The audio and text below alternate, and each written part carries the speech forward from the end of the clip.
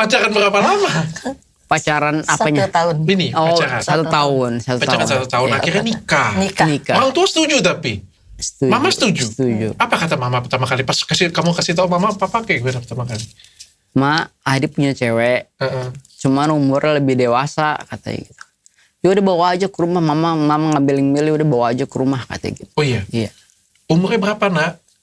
Enggak, belum. Oh, belum. Terus pas saya kejadian kecelakaan, baru dia datang istri datang ke rumah, baru dia ngobrol berdua istri sama mama. Ah itu kayak gimana tuh? Begitu pertama kali kayak gimana?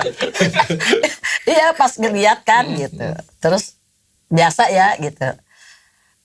Terus kata dia gini, ya udah kalau sama-sama suka sama suka ya udah nikah aja gitu kata mamanya. Mamanya? Ya. Gokil juga mama kamu ya. Gokil juga ya mama kamu ya. Kalau saya jadi orang tua saya tadi terbayang berapa umur pacar kamu sayang? Anak berapa umur pacar kamu nak? 63 tahun ibu. Apa? Apa? 36, 63. Nggak salah kamu. Itu adiknya mama.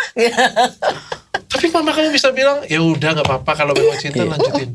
Cuman kalau itu agak bertentangan tadinya bapak ya. Iya, bapak bilang kata mama juga gini nih. Ya udah orang anak katanya ini gitu akhirnya malahan sekarang dia yang lebih sayang. Malahan sayang.